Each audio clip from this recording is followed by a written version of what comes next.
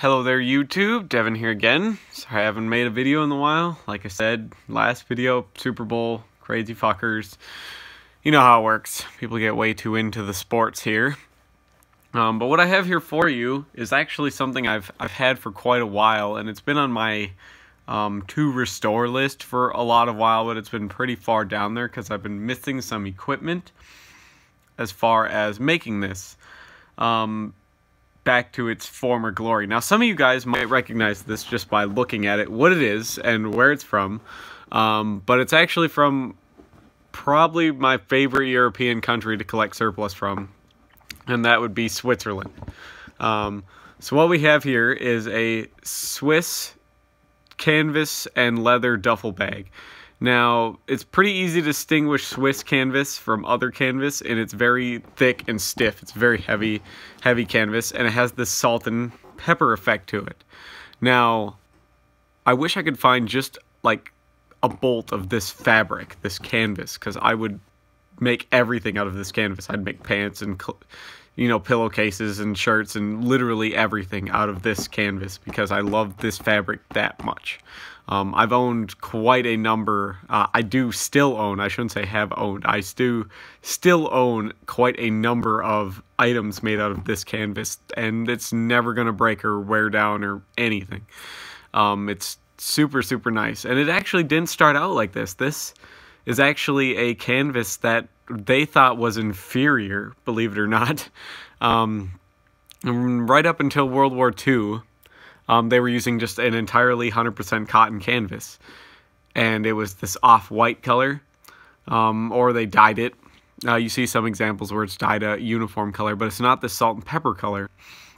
This salt and pepper pattern came out of a necessity to limit the use of cotton, because cotton was kind of a precious commodity when the Swiss army swelled from 35,000 to 825,000 ready troops during World War II, potentially ready troops, I should say.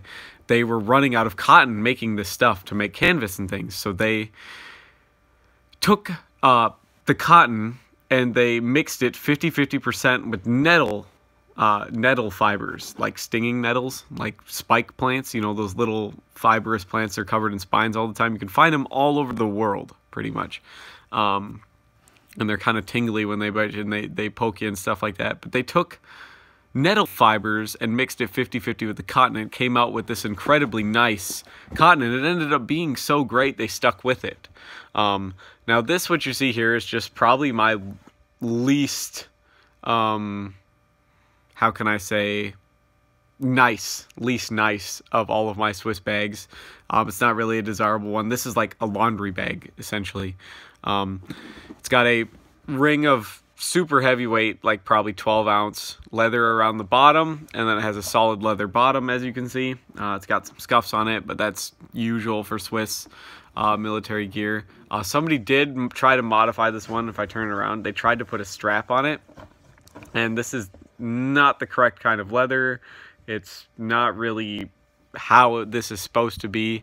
As you can see, to put this ring up here, to sling it over the top, this securing strap over the top, they cut the band and riveted it. I'm gonna end up cutting the stitching here and on the front side of the bag and taking this shoulder strap off, and I'm gonna end up just stitching a shoulder strap in combination with this, so it'll probably be stitched here in the same spot because there's leather on the inside as well, but it'll have a built-in shoulder strap rather than somebody adding this piece of shit extra one. And it'll be made out of the same kind of leather as up here, the very, very thick Swiss leather that they're known to have. The unbreaking materials that they have, super fine. You can see it has brass grommets in it, so they never rust. I'm sure this isn't the original cord, but it's still a very, very nice cord. It's a solid natural fiber cord. As you can see, there's the leather reinforcement on the inside for the top strap. Here is the top strap that covers the lid. It's sewn in two places. One's here at the front. And this is a laundry bag, and you just throw dirty clothes and stuff in here, or boots or other stuff you'd like to keep dry, and you would cinch it shut, and you would carry this around to do your laundry, and it's basically a hamper as far as military service goes. And I use it to travel. I did use it to travel for the longest time because it was real easy to just grab here by this top strap up there. By the top strap, like this handle, and you could just throw it in the overhead compartment on a plane or into your car real easy. I used this at the gym for a very, very long time, but I'm going to go about restoring it now. I'm going to clean up the canvas. I'm going to wash it. I'm going to rehydrate the leather because the leather is getting egregiously stiff on it. I'm going to replace the strap up here on the top. I'm not really too concerned with destroying a piece of history on this because Swiss history isn't really collectible, and it wasn't really used in any major battles or anything because the Swiss haven't really fought in a major war since Roman times. So I'm not too concerned about restoring this, and I'm gonna make sure I do it right with all the right materials and everything. So hopefully you guys won't think too much less of me, but I plan on using this bag for a long time. It's not like I'm trying to restore it and sell it off as an original. But as you can see here, this one is there's the stamp on it, the usual Swiss tag there. 89 is when this was made, or possibly oh, I think I have it upside down, so I think it's 68. But as you can see, the leather's a little bit cracked here, so it needs to be replaced. This whole strap needs to be replaced. It's just too far gone at this point, because if I flex it too much, that'll snap right through. So I don't want that to happen in the meantime. But hopefully you guys like this, because I'm a huge fan of fabric. Lots of people don't understand how important fabric is, and when it comes to military surplus, there's really three kinds of fabric that I really three materials that I like all of my military surplus stuff to be made out of: wool, all right, cotton, or leather. I do like, this is probably one of the only blended fabrics I really like, and it's half cotton, half nettle fiber.